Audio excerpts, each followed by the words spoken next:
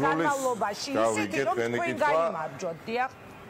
Პარადოქსია შეიძლება ბევრი თვის, მაგრამ მას შემდეგ რაც ძალადობრივი მეთოდების გამოყენებით ქართულმა ოცნებამ მოიპოვა საკონსტიტუციო უმრავლესობა, გამარჯვებული კი არ გამოვიდა ამ ბრძოლიდან, დამარცხებული და კიდევ უფრო დასუსტებული გამოვიდა და ამ ჩემი სიტყვებისა და შეფასებების ჭეშმარიტებას დაადგენს, ასე ვთქვათ, კასმოდგარი არჩევნები. ამიტომ მე არ ამგონია, რომ საკონსტიტუციო უმრავლესობის მქონე ძალის დამარცხება იყო შეუძლებელი. პირიქით მგონია, დღეს ქართული ოცნება გაცილებით უფრო სუსტია, ვიდრე 2016-ში. 2016-ში ქართული ოცნებამ ყველაფერი გააკეთა, თავისი მაქსიმუმი, თავისი ფულით, თავისი ძალადობრივი მეთოდების გამოყენებით, რომ მოიპოვებია ძალადობრივი მეთოდებით ხალხს უწვა მის გამარჯვება, რომელიც მაგრამ შემოუტრია და მას ძალიან ცუდა და დღეს ხედავთ ჩვენ რეალობას. როდესაც მთელი საზოგადოება, ყველა პოლიტიკური ოპოზიციური პარტია, ყველა საერთაშორისო ორგანიზაცია, ვენეციის კომისიას აღარ ვახსენებ და ასე არის ერთხარეს და ქართული ოცნება არის თვით იზოლაციაში. ამიტომ ნაციონალური მოძრაობა, განახლებული ნაციონალური მოძრაობა, რომლითაც მე ძალიან ვამოყო და ყველა ჩემი მეგობარი ამას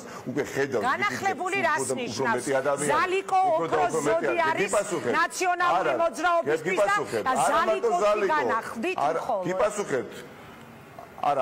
არ გამიცია პასუხი იმ კითხვაზე, რომელიც ჯერ დამისვით.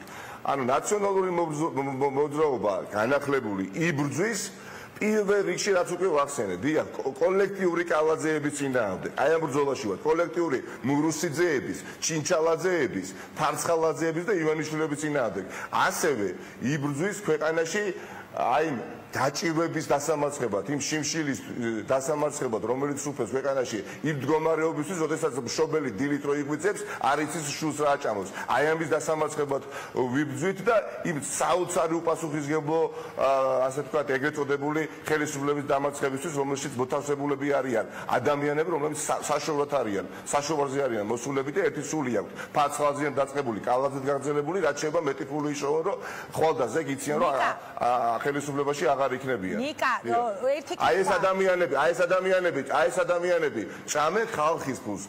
ჭამენ აი ამ რუსთაველის გამზირზე ეხლა ვიდეოსაუბრობ მიმავალ პენსიონერის ფულს და მინისტრის მოადგილეები და მინისტრები ღია და რომელი ერთი სიუჟეტი მიეძღოთ სხვადასხვა ტელეკომპანიის ეთერში აშენებენ 9 და 18 სართულიან კორპუსებს, ვითომც არაფერი. აი ამ ხელისუფლებისთვის არ იყო უცხო, ვიყოთ ეხლა ობიექტურები, მათ შორის არც მინისტრებისთვის და არც მინისტრის მოადგილეები. აი მივედი იქამდე, რასაც მეკითხებოდი. დიახ, ეს არის განახლებული ნაციონალური მოძრაობა, დიახ. დიახ, იყო, ვინ უარყოფს ამას, აშენებდა, მაგრამ სად არის ეხლა ის ხალხი, ვინც აშენებდა, როგორ ფიქრობთ, ნაწილი არის ქართულ ოცნებაში, მაღალთანამდებობებზე, სხვათა შორის, ზოგი მათგანი პარლამენტში, ნაწილი ვითომ არსად არ არის და ნაწილი კიდევ სხვადასხვა ოპოზიციურ პარტიებში არიან. დიახ, და ეს იყო 2012 წლის არჩევნებში მარცხი არ იქნებოდა ტრაგედია, ნორმალური ხელისუფლება მოვიდოდა ამ ქვეყანაში. ასე მუშაობს დემოკრატია. ხან გაიმარჯვებ, ხან დამარცხები. მაგრამ მე პირადად ჩემ მეგობრებთან ერთად იმ მარცხში ვხედავ დიდ პოზიტივს.